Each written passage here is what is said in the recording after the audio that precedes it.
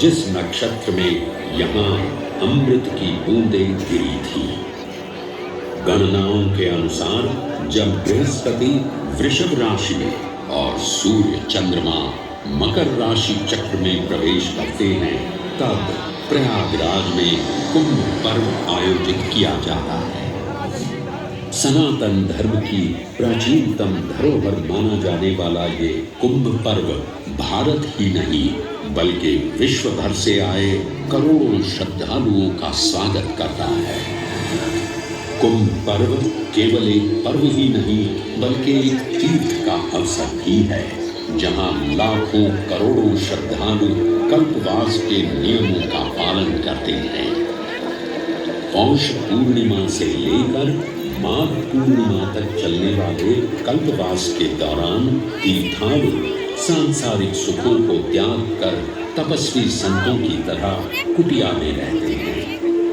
उनकी दिनचर्या ब्रह्म मुहूर्त में गंगा स्नान से शुरू हो संध्या वंदना और भजन कीर्तन जैसे आध्यात्मिक कार्यों के साथ रात्रि तक समाप्त होती है। श्रद्धालु दिन में केवल एक ही बार भोजन ग्रहण कर मानसिक रूप से धैर्य, अहिंसा और भक्ति भाव में लिप्त रहते हैं।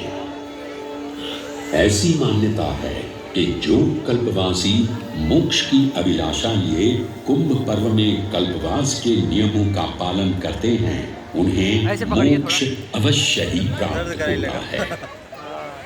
पारंपरिक रूप से इस पर्व की औपचारिक शुरुआत का श्रेय 8वीं शताब्दी के हिंदू दार्शनिक और संत आदि शंकराचार्य को दिया जाता है। उन्होंने न केवल 4 पवित्र मठों पुरी, श्रृंगेरी, द्वारका और बद्रीनाथ की स्थापना की थी, बल्कि सन्यासी परंपरा को जीवित रखने हेतु 10 सन्यासी व्यवस्था का गठन भी किया था, जिसके अंतर्गत निर्माणी, अटल, निरंजनी, आनंद, जूना, आवाहन और अग्निसात नामक 7 अखाड़े निर्मित हुए।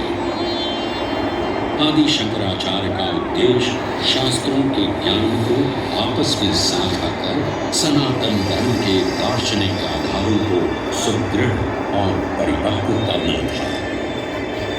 अतः धर्म की सभी शाखाओं को संगठित रखने हेतु आदि शंकराचार्य ने प्रयाग की भूमि पर कुंभ पर्व को पुनः आयोजित किया। आज के इस दौर में कुंभ पर्व की महत्ता का अनुमान इसी बात से लगाया जा सकता है कि यूनेस्को द्वारा मानवता की अमूर्त सांस्कृतिक विरासत की प्रतिनिधि सूची में इस पर्व को शामिल किया गया है।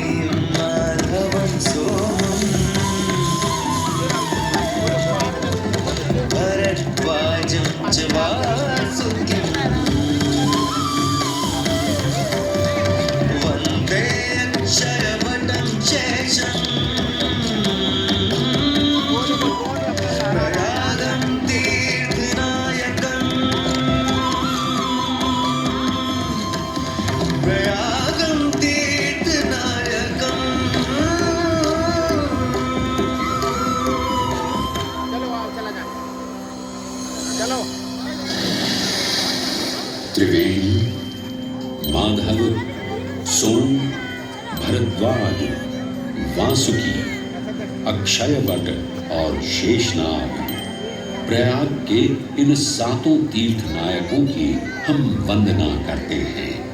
परंतु उक्त 7 तीर्थ नायकों में वेणी माधव का ही प्रमुख स्थान है। त्रिवेणी संगम में स्नान के साथ साथ श्रद्धालु वेणी माधव मंदिर में दर्शन कर भगवान विष्णु का आशीर्वाद भी प्राप्त करते हैं। मान्यताओं के अनुसार वेणी माधव इलाहाबाद किले के परिसर में स्थित पातालपुरी मंदिर में एक पवित्र अक्षयवट वृक्ष के पत्तों पर एक बालक के रूप में विश्राम करते हैं। पौराणिक कथाओं के अनुसार अक्षय वट एक शाश्वत वृक्ष है जो भगवान विष्णु का स्थायी निवास है, जहां से वे सृष्टि का पुनः निर्माण करते हैं। त्रेता युग में भी अक्षय वट वृक्ष का उल्लेख देखने को मिलता है। कहा जाता है कि भगवान श्री राम, माता सीता एवं अनुज लक्ष्मण अपने वनवास काल में इस स्थान पर आए थे।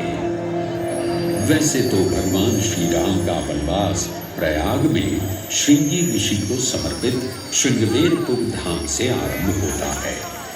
ये वही स्थान है जहां निषाद राज गुह ने भगवान श्री राम, माता सीता और अनुज लक्ष्मण को गंगा पार जाने के लिए सहायता प्रदान की थी।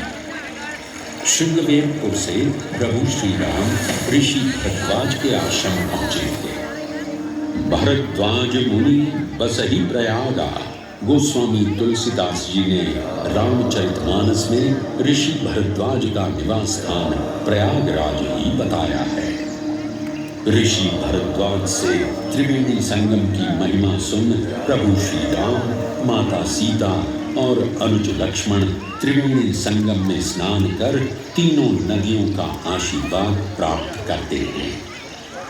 इसी कड़ी में एक प्रचलित कथा के अनुसार संगम तट पर ही माता सीता ने प्रभु श्री राम से महादेव और परम शक्ति मां पार्वती की आराधना करने की अपनी मनोकामना को व्यक्त किया था, जिसके उपरांत प्रभु श्री राम ने यमुना तट पर भगवान भोलेनाथ और मां पार्वती को समर्पित एक मंदिर का निर्माण करवाया था, जिसे आज हम मनकामेश्वर मंदिर के नाम से भी जानते हैं। त्रेता युग में स्वयं प्रभु श्री राम ने माता सीता के साथ इसी मंदिर में भगवान शिव एवं मां पार्वती की पूजा अर्चना कर उनसे आशीर्वाद प्राप्त किया था। महादेव के इस प्राचीन मंदिर से अगर थोड़ा आगे चले तो उन्हीं के अंशावतार पवन पुत्र हनुमान जी का मंदिर भी विद्यमान है। जय जय महाबली हनुमान, महावीर हनुमान, पवन पुत्र हनुमान।